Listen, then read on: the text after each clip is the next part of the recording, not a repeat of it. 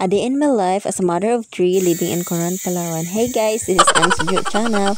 So for today's video guys, samahan niyo po kami magpagupit ng aking mga babies kasi malapit na ang pasokan. Hi mga mi, welcome ulit sa aking mini vlog. So for today's video mga mi, samahan niyo po kaming magpagupit. Yes mga mi.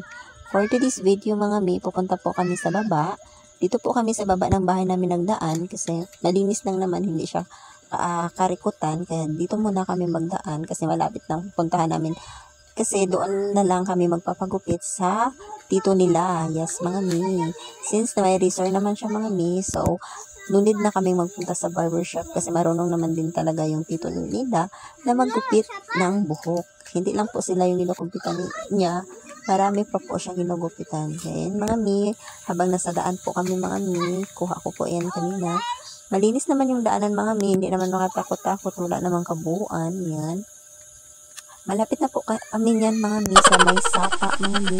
Yan. Galing taas po mga mi, nagalakad lang po talaga yung baby girl ko yan. Hindi siya gaya ng dati po kasi mga mi, magpapabuhat po talaga yan. Ngayon ang bigat-bigat niya kasi lakas kumain yan.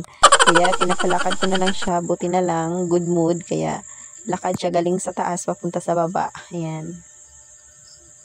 Parang nagbibilang pa siya sa dinadaanan niya dyan.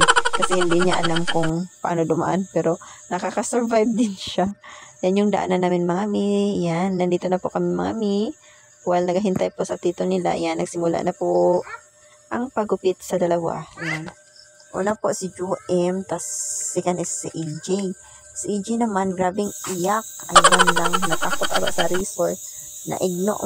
Ayan mga mi, samahan niyo po kami. Enjoy watching.